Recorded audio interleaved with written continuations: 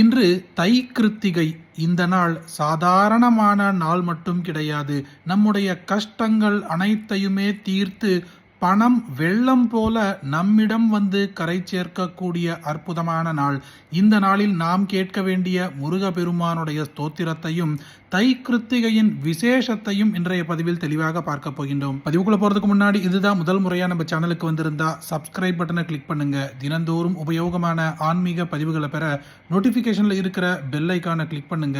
இந்த வீடியோவை லைக் பண்ணுங்க. ஓம் நமோஸ்து விருந்தாரக விருந்தவந்திய பாதாரவிந்தாய சுதாகராய ஷடானனாய மிதவிக்ரமாய கௌரீஹிருதானந்த சமுத்பவாய நமோஸ்து துப்யம் பிரணதார்த்திஹந்த்ரே கர்த்ரே சமஸ்தஸ்ய மனோரதானாம் தாத்ரே ரதானாம் பரதாரகஸ்ய ஹந்த்ரே பிரச்சண்டாசுரதாரகஸ்ய அமூர்த்தமூர்த்தாய சஹஸ்ரமூர்த்தயே குணாய குண்யாய பராத்பராய ஆபாரபாராய பராத்பராய நமோஸ்து துப்யம் சிகிவாஹனாய நமோஸ்து தே பிரம்மவிதாம்பராய திகம்பராயாம்பரசம்ஸ்திதாய ஹிரண்யவர்ணாய ஹிரண்யபாஹவே நமோ ஹிரண்யாய ஹிரண்யரேதசே தபஸ்வரூபாய தபோதனாய तपःफलानां प्रतिपादकाय सदा कुमाराय हिमारमारिणे धृणीकृतैश्वर्यविराहिणे नमः।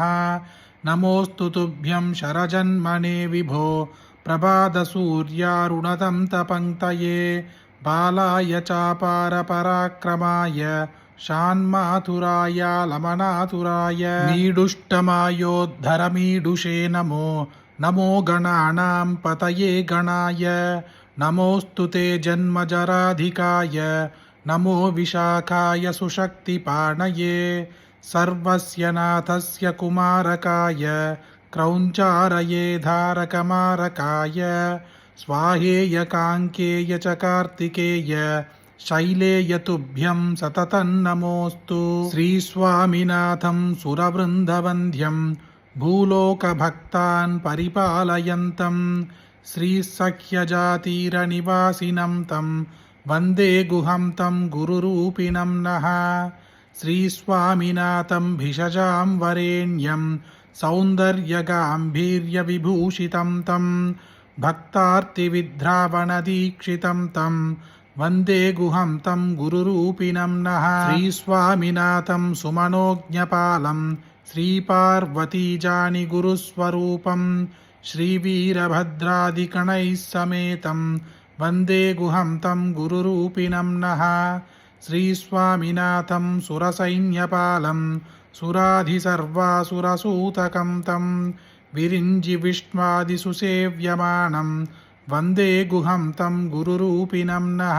श्रीस्वामिनाथं शुभतं शरण्यं बन्दारुलोकस्य सुकल्पवृक्षं मन्दारकुन्दोत्पलपुष्पहारं वन्दे गुहं तं गुरुरूपिणं नः।